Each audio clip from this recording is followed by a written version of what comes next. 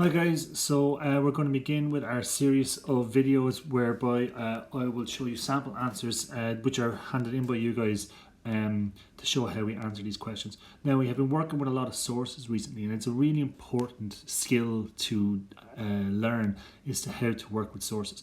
So when we're working with sources, what we want to do is you want to take the information out of it, even if that information goes against what we know at the time. What people believed is as important as what actually happened at the time. So our first source here is a description of the plague that appeared in the Decameron, a collection of short stories by an Italian author called Giovanni Boccaccio. So I'll read the source now and then we'll go through the questions.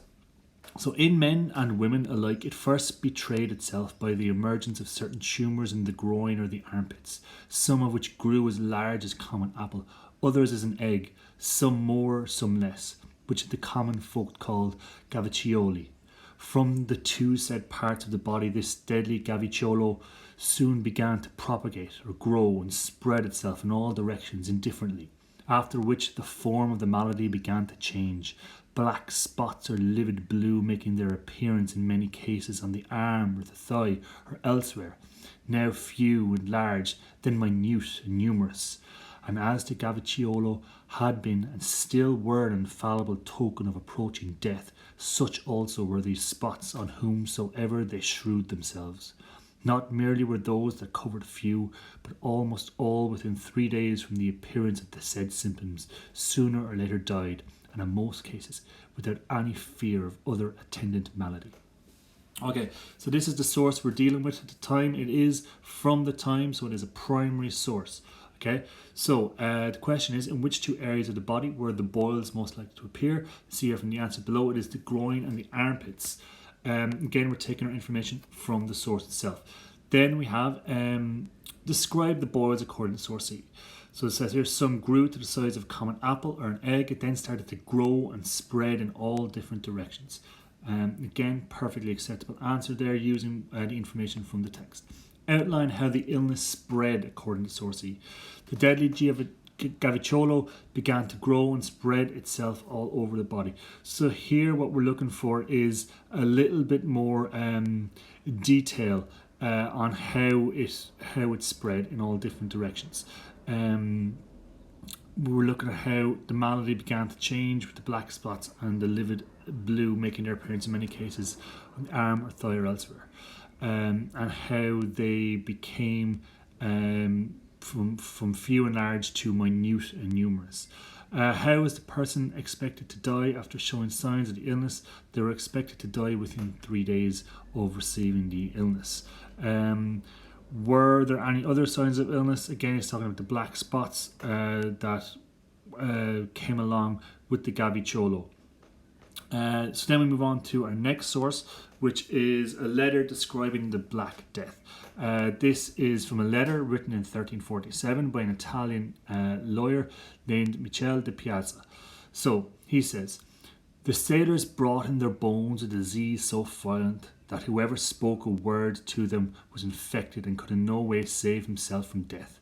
Those to whom the disease was transmitted by infection of the breath were stricken with pains all over the body and felt a terrible lassitude. There then appeared on a thigh or an arm a pustule like a lentil. From this the infection penetrated the body and violent bloody vomiting began.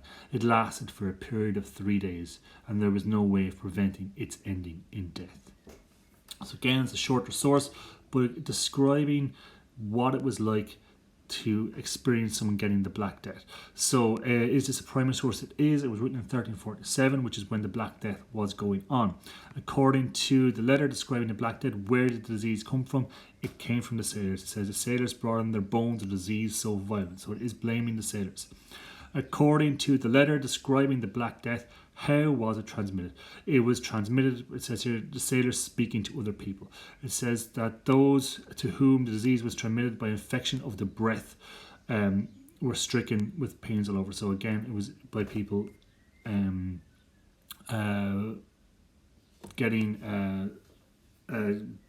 talking to people and some breathing on them. So according to the letter describing the Black Death, what were the symptoms of the disease? Pains all over the body, then there appeared on a thigh or an arm a pustule like a lentil, for thus the infection penetrated the body and violent bloody vomiting began. Again, with these questions, sometimes you just need to pull the answer straight out of the text, because this is the information that's valuable to us. And again, last question, according to the letter describing the Black Death, how long did the illness last? It lasted 3 days. So you see there are very good answers, some very concise answers, some more answers that are kind of expanded upon and stuff like that. But it's showing 2 different sources of what it was like to get the Black Death at the time. And by describing these, as historians, this is what we do. We get different sources and we use these sources to corroborate what was going on at the time. There are no records, there's no videos, there's no pictures from that time. So all the information we have about the Black Death comes from these descriptions. And what we do is we compare them with each other to give us the best possible information on what it looked like at the time. So hopefully this was helpful in showing you guys how to answer these questions.